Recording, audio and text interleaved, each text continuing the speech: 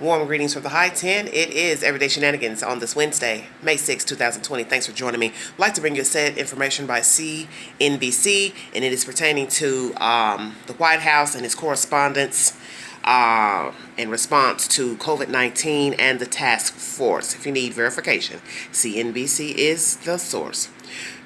It is a bit winded, so please bear with me. Trump says coronavirus task force will keep working indefinitely, focusing on vaccines and reopening. Key points. President Trump said the coronavirus task force will keep working indefinitely, reversing his recent suggestion that it would be phased out in coming weeks. We'll be adding 2 or 3 members to the group by next week, Trump said. Asked about the reversal, Trump said, I thought we could wind it down sooner, but I had no idea how popular the task force is until actually yesterday when I started talking about winding down. As the president shifts his attention toward invigorating the ailing U.S. economy, the task force has been nudged from the national spotlight. President Donald Trump said Wednesday the coronavirus task force will keep working indefinitely, reversing his suggestion a day earlier that it would be phased out in coming weeks. While the task force is not going away, it may replace some members and will shift its focus toward an economic reopening in the U.S. Trump said in a series of tweets. He told reporters at the White House later Wednesday that we'll be adding 2 or 3 members to the group by next week. The group, led by Vice President Mike Pence, has done a fantastic job of bringing together vast, high complex resources such as ventilators, face masks, and testing systems, Trump tweeted. Because of this success, the task force will continue on indefinitely with its focus on safety and opening up our country again, the president wrote. We may add or subtract people to it as appropriate. The task force will also be very focused on vaccines and therapeutics. Thank you, Trump added. Okay. On Tuesday, Trump said he was winding down the task force because we can't keep our country closed for the next 5 years. Sources told CNBC and other outlets earlier Tuesday that White House staff has signaled to task force officials that a phase-out was forthcoming. Pence appeared to confirm those reports, suggesting that winding down the task force is all a reflection of the tremendous progress we've made as a country. The Trump administration was having conversations with the Federal Emergency Management Agency about transitioning the coronavirus response to other federal agencies, Pence said Tuesday. The White House was looking at starting that transition as soon as late May, the vice president had said. Asked on Wednesday afternoon about the reversal, Trump said, I thought we could wind it down sooner, but I had no idea how popular the task force is until actually yesterday when I started talking about winding down. He told reporters in the Oval Office, it is appreciated by the public. The task force, which includes response coordinator Dr. Deborah Birx and National Institute of Allergy and Infectious Diseases Director Dr. Anthony Fauci, was formed in late January and put in charge of the administration's efforts to slow the spread of the deadly disease in the United States. More than 1.2 million COVID-19 cases and at least 71,078 deaths from the disease have been confirmed in the U.S., according to data from Johns Hopkins University. The U.S. has counted more cases and deaths from the virus than any other country. State and regional leaders have imposed unprecedented measures such as ordering residents to stay at home, closing non-essential businesses to try to prevent the transmission of the coronavirus and keep healthcare facilities from being overrun with patients. The economy has been suffocated as a result. Private payrolls suffered by far their worst monthly drop in history in April, hemorrhaging 20.2 million jobs, according to the ADP report Wednesday. Trump, who is up for re-election in November, has repeatedly predicted that the country is due an economic rebound later in the year. Despite warnings from health experts in his own administration that the virus will likely persist through the fall and winter, Trump has pushed for states to start to relax their strict social distancing rules and begin the process of restarting their economies. I'm not saying anything is perfect, Trump said at a roundtable event in Phoenix, Arizona on Tuesday afternoon. Will some people be affected? Yes. Will some people be affected badly? Yes. But we have to get our country open, and we have to get it open soon. As the president turns his attention toward reinvigorating the ailing U.S. economy, the task force has been nudged from the national spotlight.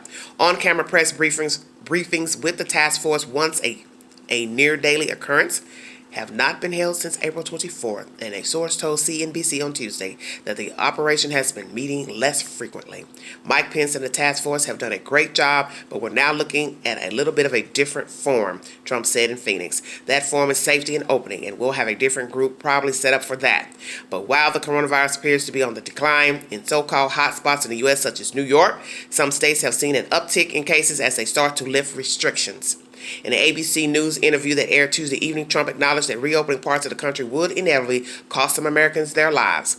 It's possible there will be some deaths because you won't be locked into an apartment or house or whatever it is, Trump said in the interview.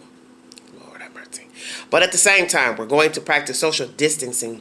We're going to be washing hands. We're going to be doing a lot of things that we've learned to do over the last period of time. And that is the said information by CNBC.com. First of all, his commentary is lax as usual, and I'm saying this because it's the truth. If he would learn to keep his mouth closed, he would get and fare along a whole lot better, especially by those of us who are lucid and sane and woke. Keep your mouth closed until you have everything in writing, and then make a statement. See, all this back and forth, say this one day, then have to jump back on next day, 2 days, 3 days later, and contradict yourself is old and it's overbearing and really it's trifling as a leader of the free world. Just stop. The fact that he says whatever it is that you'll be living in, apartment, home, like it's no big deal. The fact of changing the task force, the members. So let me guess, you're going to let Fauci go? You're going to let Ms. Birx go? And what are these people going to tell us that Fauci and Birx didn't already tell us? They're going to tell us to wash our hands, keep our distance.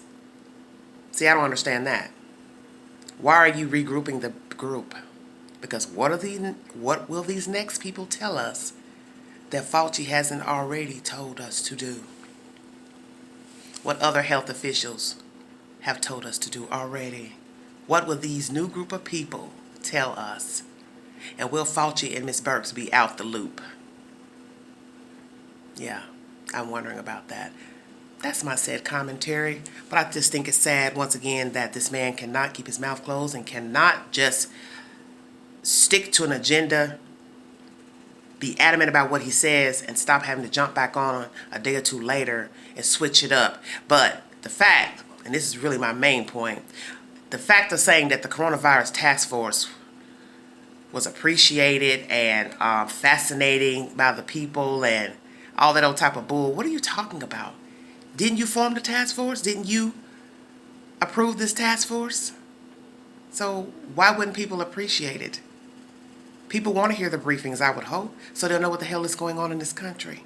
So they'll know what the hell is going on with the virus. Because the virus is doing her own thing. Yes, Miss Corona has been doing her own thing. And she also has a jump off from the virus. And I will bring you a video of that said situation pertaining to New York City after this video. Because now she's got a new friend in tow that's affecting children, and cases have popped up in New York City. You see, sometimes it's best to be quiet if you're not going to have to backtrack a day or two later. And just his commentary about the task force itself, acting as if, oh, the people were enamored with it, so I'll go on and keep it on for a few more weeks. Really? You're going to downplay the task force? But should I be surprised because you downplayed Corona and its existence, how it came to be, and now you're downplaying the task force like we're so excited to have it around? That's so disrespectful. And very disrespectful to those who are sick, those who have died, those who are mourning a loved one, and those who will be affected if they catch Corona, and those who live in fear of catching Corona. Very disrespectful comments. Like, share, subscribe, drop your comments below. Thanks for joining me on this wonderful evening in the high 10. You all stay safe out there. Wash your hands. Put the appropriate gloves, masks in receptacles. Just be safe out there. God bless all of you, and thanks for joining me. And this is Everyday Shenanigans. Bye-bye.